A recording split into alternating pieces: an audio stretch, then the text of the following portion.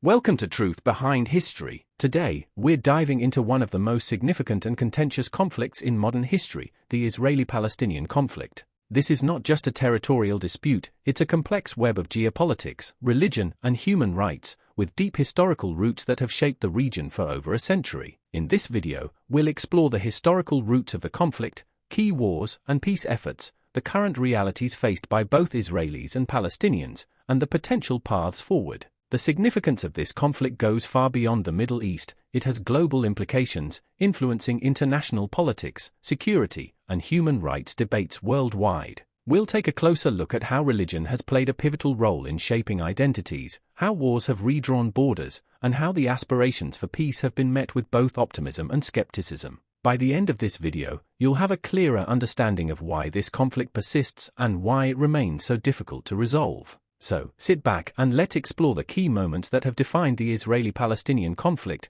and how they've led to where we are today. Now that we've set the stage, let's take a look at the geographical context of this conflict. Understanding the land and its borders is key to understanding the dispute itself. In the heart of the conflict are Israel and the Palestinian territories, primarily the West Bank and Gaza Strip. Israel is located at the eastern edge of the Mediterranean Sea, with neighboring countries like Egypt, Jordan, Lebanon, and Syria surrounding it. These borders are not just lines on a map, they represent contested land, each with its own deep significance to the people who call it home. Key cities within this region include Jerusalem, a city with unparalleled religious significance for Jews, Muslims, and Christians alike, Tel Aviv, Israel's economic and cultural center, Ramallah, the administrative capital of the Palestinian Authority, and Gaza City, located in the Gaza Strip, which has become a focal point for Palestinian resistance. The region is strategically important as well, with Israel bordered by Egypt to the southwest, Jordan to the east, Lebanon to the north, and Syria to the northeast. Each of these borders is not just a political boundary but also a site of historical conflict and, at times, military confrontation. As we move forward in this video, keep in mind that the geography of this region is a reflection of the political, religious, and cultural tensions that have shaped the conflict over time. The struggle over control of these lands is one of the key drivers of the ongoing tensions between Israel and Palestine.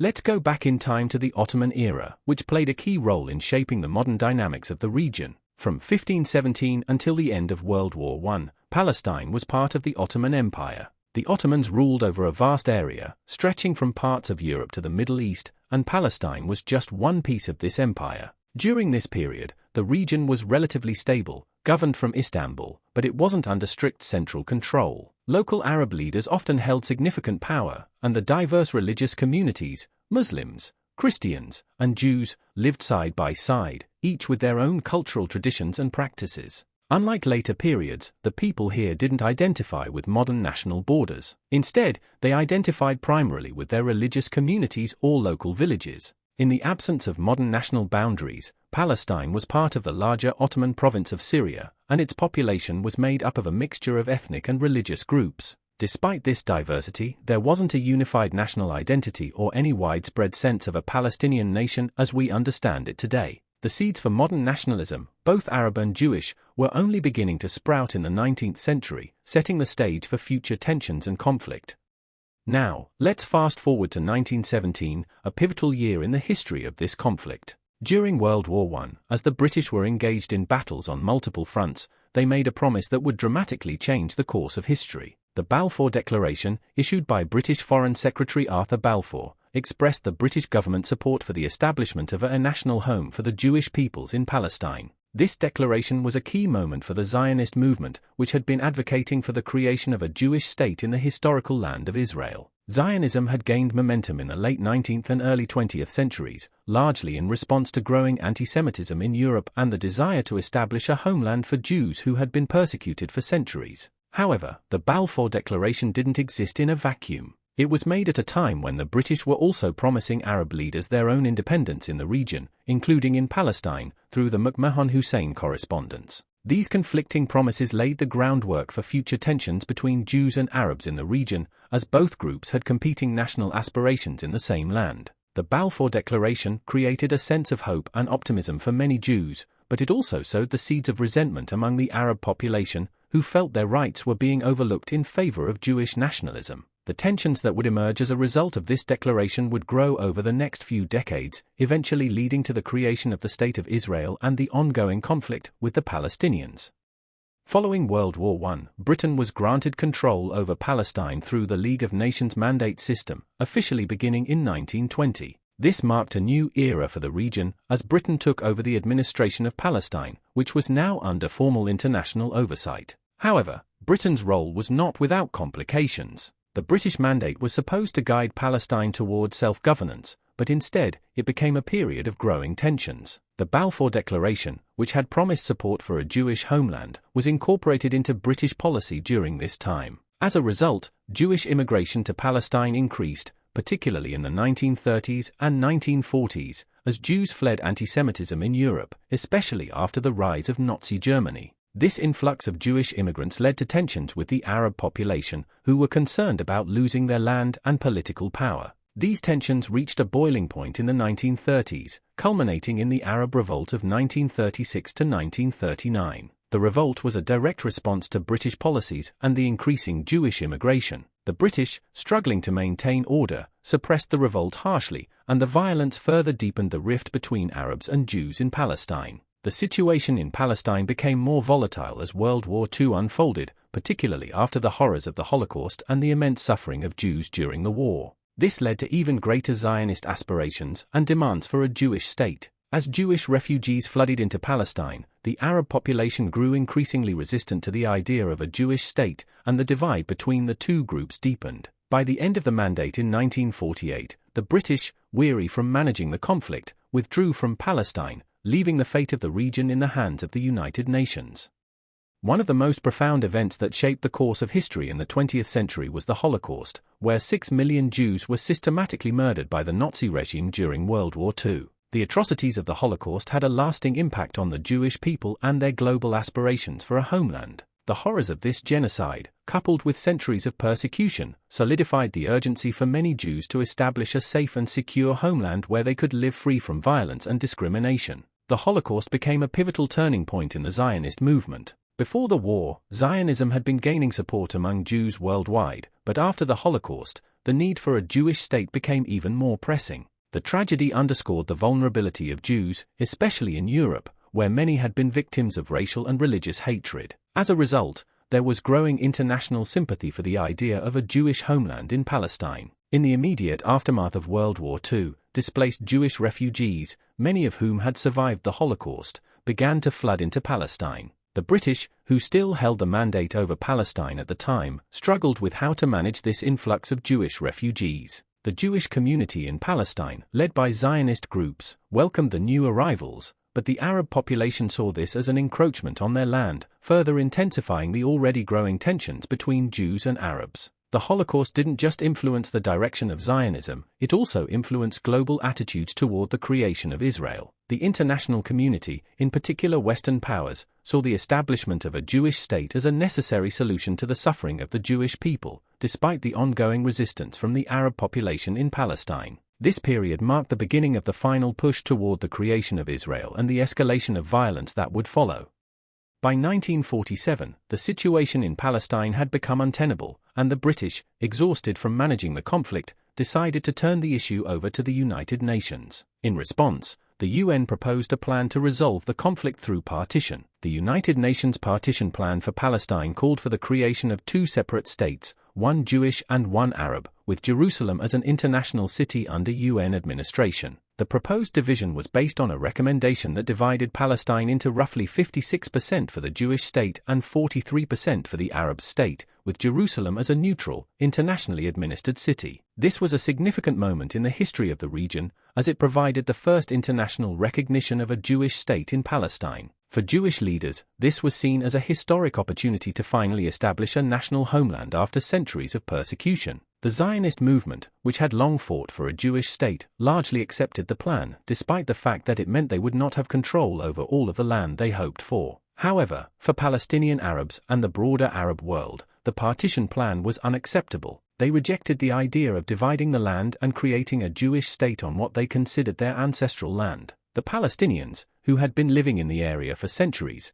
saw the partition as a violation of their rights, and the plan was seen as a betrayal of their aspirations for self-determination. As a result, the rejection of the UN partition plan set the stage for the 1948 Arab-Israeli War. Tensions escalated into full-blown violence, and both sides began preparing for a possible military confrontation. This division would mark the beginning of a long and bloody struggle, with profound consequences that continue to affect the region today.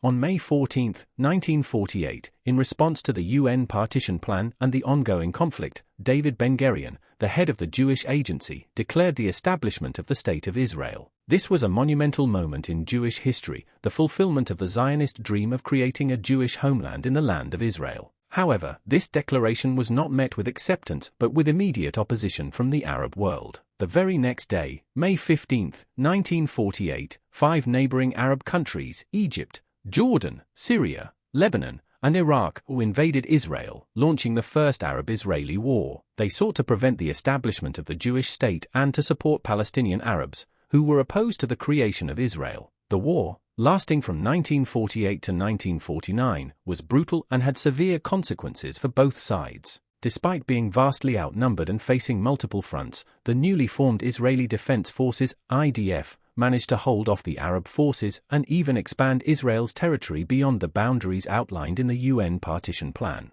This included the capture of West Jerusalem and other key areas that were initially supposed to be part of the Palestinian state. For Palestinians, the war resulted in the Nakba, or catastrophe, as over 700,000 Palestinian Arabs were either displaced or fled their homes, becoming refugees in neighboring Arab countries or in the West Bank and Gaza Strip. This mass displacement of Palestinians continues to be a central issue in the conflict to this day, as many of these refugees and their descendants demand the right to return to their homes. By the end of the war, Israel had emerged victorious, but at a tremendous human cost. The borders of the new Israeli state were far larger than the UN had originally proposed, and the Arab states had failed to prevent the establishment of Israel. The 1948 Arab-Israeli War was just the beginning of a long, ongoing struggle, one that would see repeated wars, military conflicts, and unresolved political issues over the decades.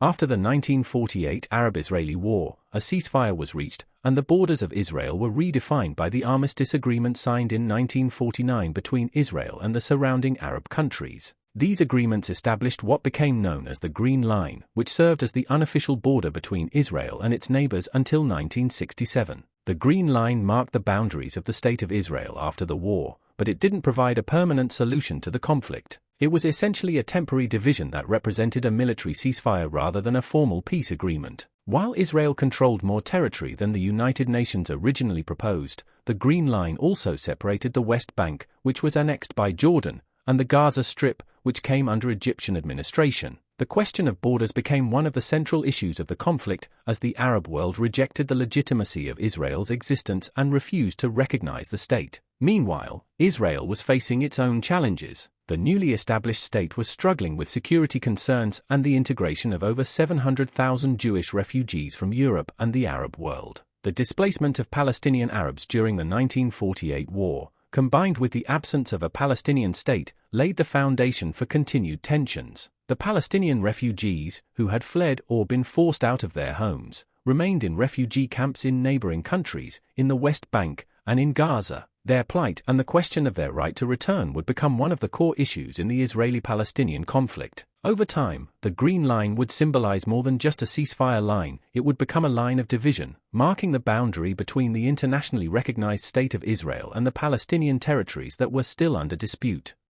Let's jump ahead to 1967, a pivotal year in the history of the Israeli-Palestinian conflict. In June of that year, Israel fought one of its most decisive and transformative wars, the Six-Day War. The tensions leading up to this war were intense, with Israel facing threats from its Arab neighbors, particularly Egypt, Jordan, and Syria. In response to growing hostilities and military mobilizations by Egypt, Israel launched a preemptive strike against Egypt on June 5, 1967. This swift and decisive action marked the beginning of the war, which would last for only 6 days, but its consequences would be felt for generations. The Israeli Defense Forces, IDF, not only successfully defended Israel but also captured vast territories, the West Bank and East Jerusalem from Jordan, the Gaza Strip and Sinai Peninsula from Egypt, and the Golan Heights from Syria. This dramatic expansion of territory fundamentally altered the political landscape of the Middle East. For Israel, the Six-Day War was seen as a victory that solidified its security and gave it control over Jerusalem, a city of immense religious and historical significance. The capture of Jerusalem, which had been divided between Jordan and Israel since the 1948 war, was particularly symbolic. For many Israelis, it was a spiritual and national triumph. However, for Palestinians, the occupation of East Jerusalem and the West Bank added another layer of frustration and hopelessness to their struggle for self-determination. The war also marked the beginning of Israeli occupation in the Palestinian territories. The occupation would become one of the most contentious issues in the conflict, as it meant that over 1 million Palestinians in the West Bank and Gaza Strip lived under Israeli military control, without basic political rights or sovereignty. The Six-Day War further entrenched divisions, creating new geopolitical realities and setting the stage for future conflicts and peace efforts. In the years that followed, Israel would face growing international criticism for its occupation of Palestinian lands, and Palestinians would struggle with the harsh realities of military occupation and the loss of their own land. Fast forward to 1973, when another war would once again reshape the Israeli-Palestinian conflict and the broader Middle East, the Yom Kippur War, also known as the October War. This was a pivotal moment, not just for Israel, but for the entire region. On October 6, 1973, during Yom Kippur, the holiest day in the Jewish calendar, Egypt and Syria launched a surprise attack on Israel. This caught Israel off guard, leading to initial Israeli setbacks. The Egyptian army crossed the Suez Canal and advanced into the Sinai Peninsula, while Syrian forces attacked the Golan Heights. It was a moment of military vulnerability for Israel, which had never anticipated such a coordinated strike. The war lasted for about 3 weeks, and although Israel ultimately managed to regain the lost territories and even pushed back Syrian and Egyptian forces, the conflict had significant political and psychological impacts. For Israel, the war demonstrated how precarious its security situation was, even though it had managed to secure its borders in earlier conflicts. For the Arab world, the Yom Kippur War was a symbolic victory of sorts. While they did not achieve their primary objective, recovering all the lost territory, they regained a sense of dignity and pride. Egypt, in particular, gained leverage on the international stage by showing it could challenge Israel militarily. This shifted the dynamics and helped pave the way for future peace talks. The war also changed the dynamics of US-Arab relations. The US supported Israel during the war, but the Arab oil-producing nations, angered by American support for Israel, launched an oil embargo. This led to the 1973 oil crisis, which shook global economies and brought the Middle East conflict into sharper focus for the rest of the world. In the aftermath of the Yom Kippur War, both Israel and Egypt realized that continued conflict was not sustainable. The war set the stage for the Camp David Accords in 1978, which would bring about the first peace agreement between Israel and an Arab state, Egypt. However, the Palestinians were not part of this agreement, which left unresolved issues that would continue to drive the conflict forward. Moving forward to 1964, we see the formation of the Palestinian Liberation Organization, or PLO, which would become a key player in the Palestinian struggle for independence. The PLO was created with the goal of establishing an independent Palestinian state and was initially founded in Cairo, Egypt, with the backing of several Arab states. Under the leadership of Yasser Arafat, the PLO adopted a more militant approach to achieve its objectives, using guerrilla warfare, acts of terrorism, and international diplomacy to draw attention to the Palestinian cause. The PLO's primary aim was to represent the Palestinian people and fight for their rights, particularly the right to self-determination and the return of refugees who had been displaced during the 1948 Arab-Israeli War. One of the PLO's key strategies was to gain international recognition and support. They sought to highlight the plight of Palestinian refugees and the occupation of Palestinian territories by Israel. The PLO's actions, while bringing global awareness to the Palestinian cause, also led to violent confrontations with Israel and other powers. The organization's adoption of terrorism, such as hijacking planes and conducting attacks on Israeli targets, resulted in widespread condemnation but also gave them international visibility. In the years following its formation, the PLO became the recognized representative of the Palestinian people. It gained recognition from the United Nations in 1974 as the sole legitimate representative of the Palestinian people and was granted non-member observer status. Despite the PLO's increasing influence, they were not part of the peace process initially, and their refusal to recognize Israel as a state remained one of the central obstacles to peace. Let's now turn to 1987, a critical year for the Palestinian cause, with the outbreak of the First Intifada, or uprising. This was a grassroots, largely non-violent revolt by Palestinians living under Israeli occupation in the West Bank and Gaza Strip. The Intifada began as a response to the growing frustration over Israel's military presence in these territories, as well as the economic hardship and political repression faced by Palestinians. What made the First Intifada particularly significant was the widespread participation of ordinary Palestinians, young people, women, and workers, who took to the streets in protests and demonstrations. The protests were often met with Israeli military force, resulting in clashes that led to many Palestinian deaths and injuries. Despite the violence, the Intifada's primary goal was to show resistance to the occupation without relying on armed conflict. The First Intifada was notable for its symbolic tactics. Stone throwing by young Palestinians became the defining image of the uprising. The sight of children confronting heavily armed Israeli soldiers captured international attention, bringing widespread visibility to the Palestinian struggle for self-determination. The Intifada was covered extensively by the media, which helped draw global sympathy to the Palestinian cause. The Intifada also led to a shift in Palestinian politics. It gave rise to new, more radical factions, particularly Hamas, which emerged as an Islamist alternative to the more secular Palestine Liberation Organization, PLO. While the PLO continued to advocate for negotiations with Israel, Hamas rejected any compromise, seeking instead to establish an Islamic state in all of historic Palestine. While the First Intifada ended in 1993 with the Oslo Accords, it set the stage for future Palestinian uprisings and further complicated the peace process. The uprising demonstrated the Palestinian determination for independence and self-determination, but it also made it clear that the path to peace would not be easy, as both sides grew increasingly entrenched in their positions.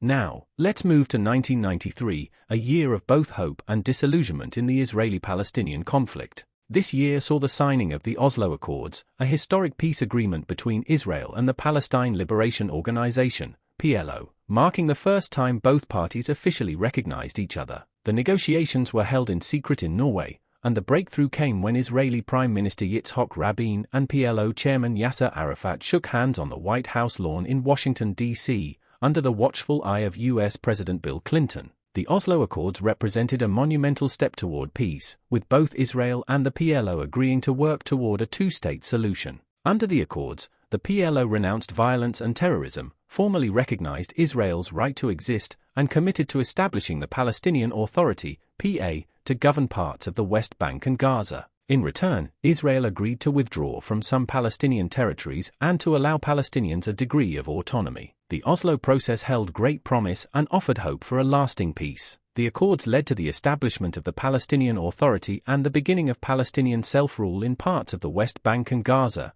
as well as mutual recognition between Israel and the PLO. Rabin and Arafat were awarded the Nobel Peace Prize in 1994 for their efforts, and many saw this as a major step toward resolving one of the most intractable conflicts of the 20th century. However, despite the initial optimism, the Oslo Accords were ultimately undermined by several factors. Violence from extremist groups on both sides continued, with Palestinian militants carrying out suicide bombings and Israeli settlers expanding into the West Bank. Furthermore, critical issues such as the status of Jerusalem, the return of Palestinian refugees, and the borders of a future Palestinian state were left unresolved. As a result, the peace process stagnated, and the dream of a two-state solution became increasingly difficult to achieve.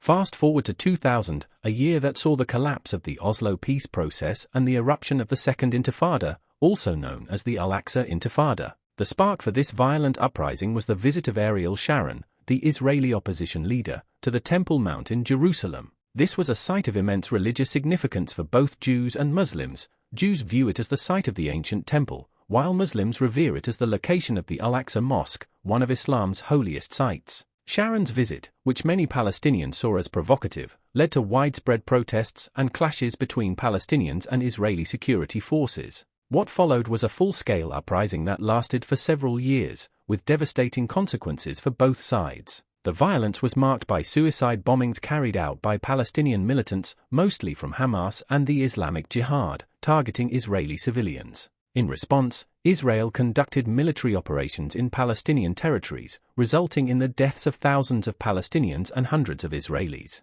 The Second Intifada, unlike the first, was much more violent and militarized. Suicide bombings, gun battles, and airstrikes became regular occurrences. The violence created a deep sense of despair on both sides, and the dream of peace seemed more distant than ever. For Palestinians, the Intifada was an expression of resistance to the ongoing Israeli occupation and perceived failures in the peace process. For Israel, it was a stark reminder of the security threats they faced, and the growing strength of militant factions like Hamas, which rejected any negotiation with Israel. The impact of the Second Intifada was far-reaching. It led to the eventual breakdown of the Oslo Accords, deepened the divisions between Israelis and Palestinians, and drastically changed the political landscape. It also set the stage for the eventual rise of more radical political groups on both sides and created a cycle of violence that continues to shape the conflict to this day.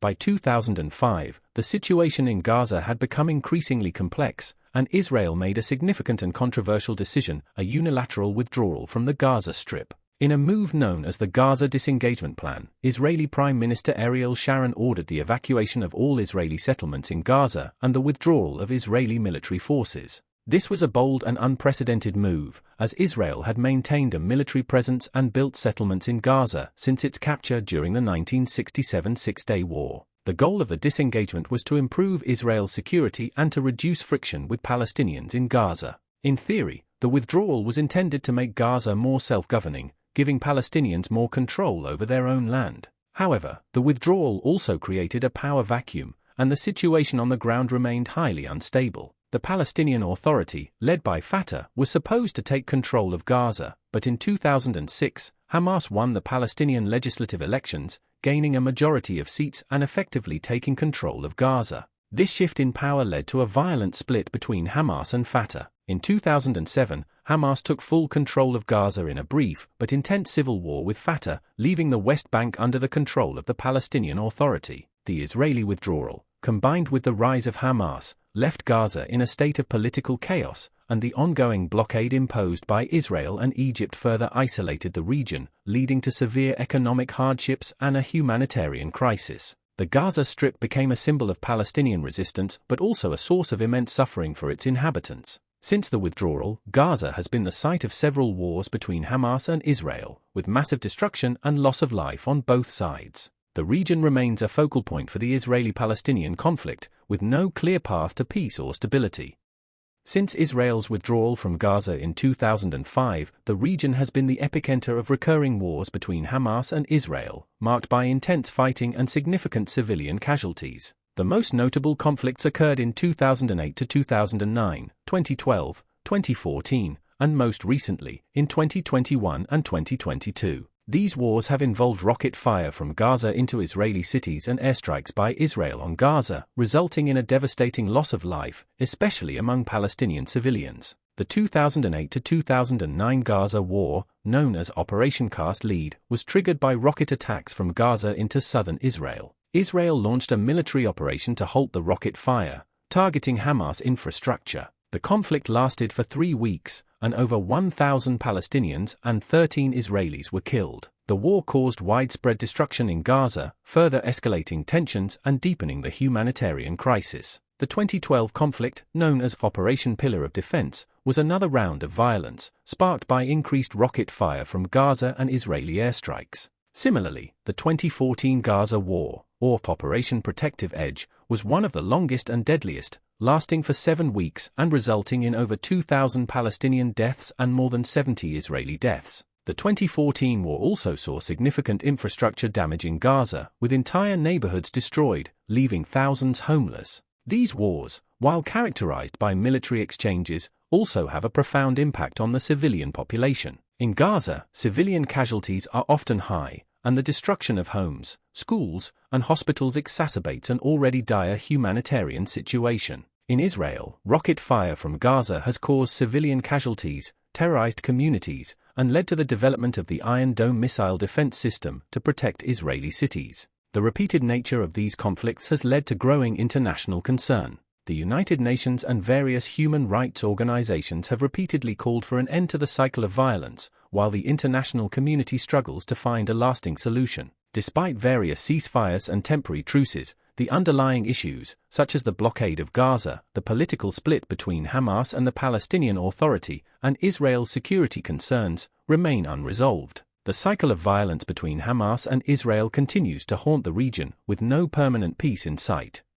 The United States has played a central role in the Israeli-Palestinian conflict for decades, providing significant support to Israel in terms of military aid, political backing, and diplomatic efforts. The US has been Israel's strongest ally, and this relationship has been a cornerstone of American foreign policy in the Middle East. One of the most notable aspects of US involvement is the substantial military and economic aid Israel receives. Since the 1970s, the US has provided Israel with billions of dollars in military aid, making it the largest recipient of US foreign assistance. This military aid has been crucial in ensuring Israel's security and maintaining its qualitative military edge in the region. The US has also been involved in the development of advanced defense systems, such as the Iron Dome, which has intercepted rockets fired from Gaza, saving countless Israeli lives. US involvement extends beyond just military aid. Washington has played a key role in peace negotiations over the years, particularly in facilitating talks between Israel and the Palestinians. One of the most significant achievements of US diplomacy was the 1978 Camp David Accords,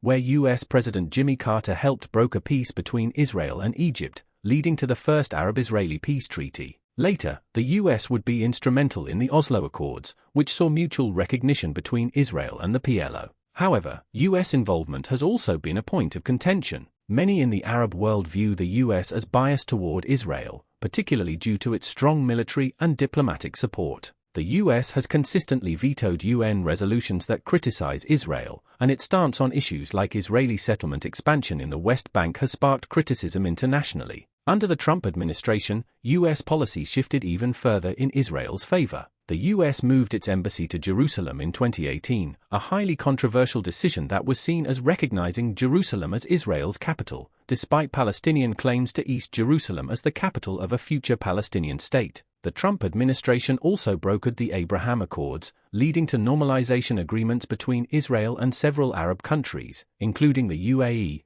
Bahrain, and Morocco, though this did little to advance peace with the Palestinians. Despite these controversial policies, US involvement remains a critical factor in shaping the dynamics of the Israeli-Palestinian conflict. The ongoing US support for Israel, along with efforts to broker peace, continues to influence the prospects for a long-term solution.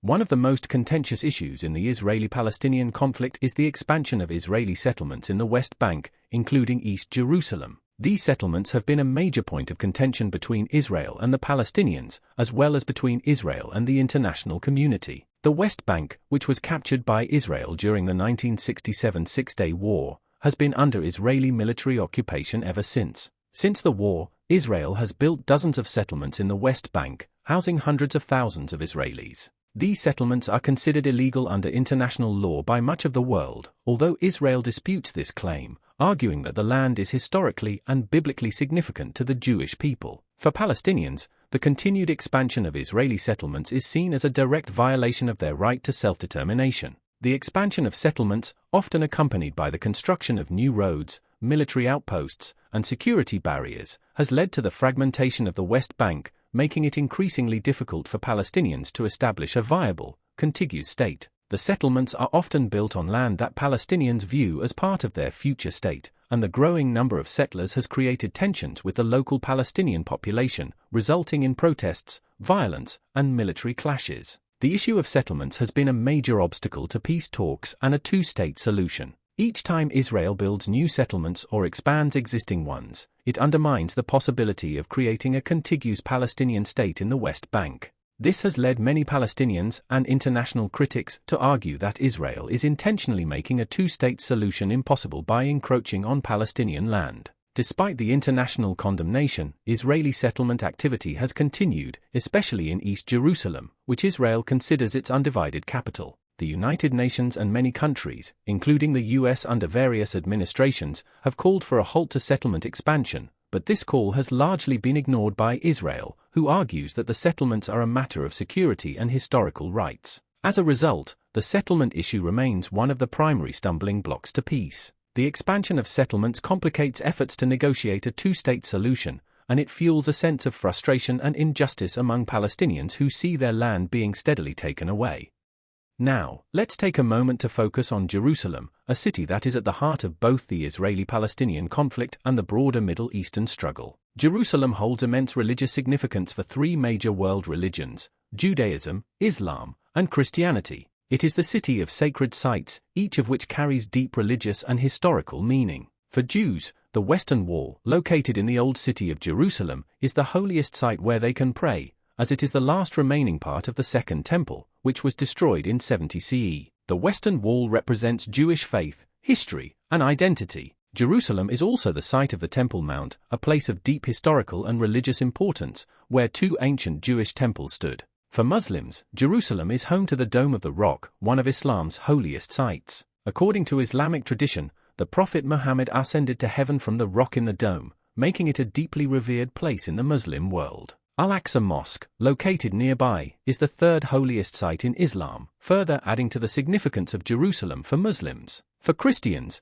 Jerusalem is where Jesus was crucified, buried, and resurrected. The Church of the Holy Sepulchre, which houses these sacred sites, is a major pilgrimage destination for Christians worldwide. The city's Christian history adds another layer of complexity to the political and religious struggles surrounding Jerusalem. This intense religious significance makes Jerusalem one of the most contentious and highly symbolic issues in the Israeli-Palestinian conflict. Both Israelis and Palestinians claim Jerusalem as their capital, with Israel asserting control over the entire city, including East Jerusalem, which was captured during the 1967 Six-Day War. Palestinians, on the other hand, view East Jerusalem as the capital of a future Palestinian state. The status of Jerusalem remains unresolved in peace negotiations, and its symbolic importance only intensifies the political, religious, and emotional stakes. The city is not just a territorial dispute, it's a flashpoint of identity, faith, and nationalism. As such, any solution that involves Jerusalem requires a delicate balancing act that respects the deep historical and religious ties that all three faiths have to this sacred city.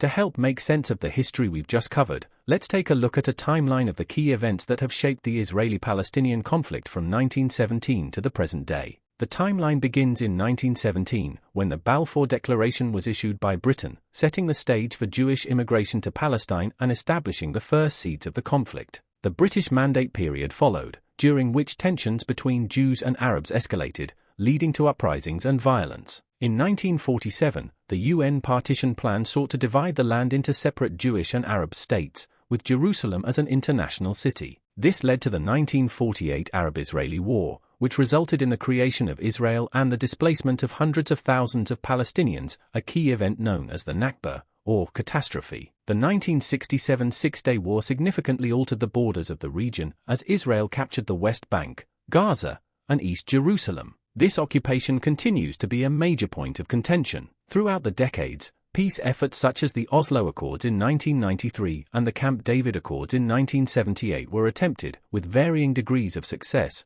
but lasting peace has remained elusive. The timeline also includes the major uprisings, or intifadas, which were periods of intense Palestinian resistance to Israeli occupation. The First Intifada, beginning in 1987, marked a shift toward popular resistance, while the Second Intifada in 2000 saw more violent confrontations. In recent years, the conflict has seen recurring wars, particularly in Gaza, and the region remains politically divided, with the Palestinian Authority controlling the West Bank and Hamas governing Gaza. Despite the ongoing efforts at peace, the conflict endures, with key issues like the status of Jerusalem, refugees, and borders unresolved. The timeline demonstrates how this conflict has evolved from a territorial dispute into a complex battle over identity, religion, security, and sovereignty. And as we look to the future, the path to peace still seems distant, with many obstacles in the way. Let's take a moment to examine the current realities of the Israeli-Palestinian conflict, which remain as complex and entrenched as ever. Today, the situation for Palestinians is marked by immense challenges, particularly regarding displacement and the struggle for statehood. There are roughly 5 million Palestinian refugees living in camps across the Middle East, many of whom lack citizenship or the ability to return to their homes in what is now Israel. This refugee population is a direct result of the 1948 Arab-Israeli War, and the issue of the right of return remains one of the most contentious points in the conflict. These refugees live in difficult conditions, often in overcrowded camps, with limited access to basic services and opportunities for economic development. The West Bank and Gaza Strip are home to millions of Palestinians who face a daily reality of occupation and restriction. In the West Bank, Palestinians live under Israeli military rule, and movement between cities and towns is heavily controlled through checkpoints, security barriers, and a complex system of permits. This makes everyday life extremely difficult, restricting access to jobs, education, healthcare, and family visits. Many Palestinians in the West Bank also face the constant threat of eviction from their homes, particularly as Israeli settlements expand in the area. In Gaza, the situation is even more dire. Following Israel's unilateral withdrawal in 2005, Gaza has been governed by Hamas, a militant group that refuses to recognize Israel. Israel and Egypt maintain a blockade on Gaza, severely limiting the flow of goods, food, and humanitarian aid. The people of Gaza live under constant threat of military action, and unemployment rates are among the highest in the world. The blockade has also contributed to a crumbling infrastructure, with residents facing power shortages, limited access to clean water, and a lack of medical supplies. For Israelis, security remains a top priority. While Israel has made significant strides in technological advancements, such as the Iron Dome missile defense system, the ongoing threat of rocket fire from Gaza, as well as sporadic violence from the West Bank,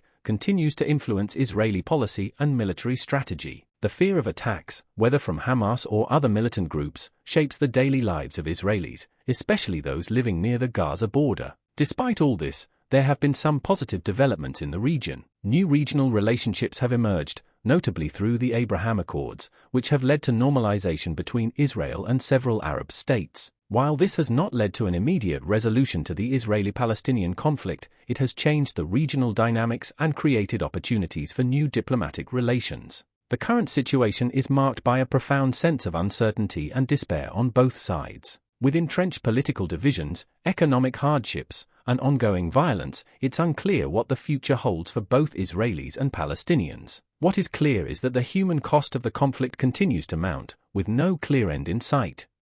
Despite decades of conflict, the international community remains deeply invested in finding a resolution to the Israeli-Palestinian conflict, though opinions and responses vary widely. The United Nations has long advocated for a two-state solution, believing that the creation of separate, secure Israeli and Palestinian states would be the best way to end the conflict. The UN has passed numerous resolutions calling for peace, condemning acts of violence, and urging both Israel and Palestine to return to negotiations. However, while the UN stance on a two-state solution has been consistent, its efforts have often been blocked or undermined by the political realities on the ground. The United States, as Israel's closest ally, has frequently used its veto power in the UN Security Council to protect Israel from resolutions that could be seen as hostile or one-sided. This has led to frustration among Arab nations and Palestinians, who view the UN's response as ineffective, especially in the face of ongoing settlement expansion and military actions in Palestinian territories. In addition to the UN, the European Union and Arab League have been involved in attempts to mediate peace. The EU has consistently called for a negotiated two-state solution,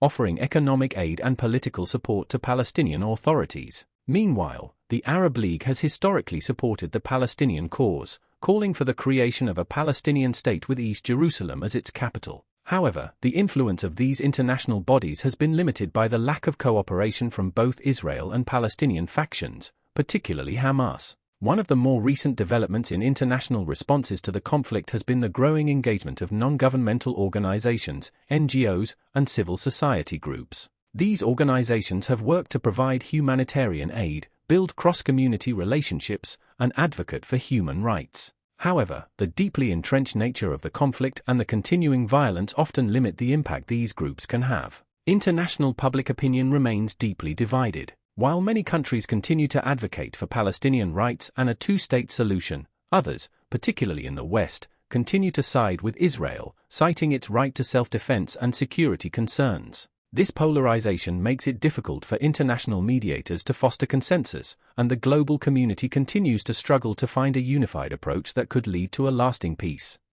Looking ahead, the prospects for a resolution to the Israeli-Palestinian conflict remain uncertain, with several potential solutions on the table, but each facing significant challenges. The two-state solution, once seen as the most viable path to peace, now faces an increasingly difficult road. Despite wide international support, the idea of establishing an independent Palestinian state alongside Israel has become more challenging to implement. One of the biggest obstacles is the ongoing expansion of Israeli settlements in the West Bank and East Jerusalem, which has fragmented Palestinian land and made it difficult to establish a contiguous Palestinian state. Many experts now question whether a truly viable Palestinian state can be formed with the current configuration of Israeli settlements and military control. Another issue is the internal division among Palestinians. The Palestinian political landscape is deeply divided between the Palestinian Authority, PA, which governs parts of the West Bank, and Hamas, which controls Gaza. This division has weakened the Palestinian negotiating position,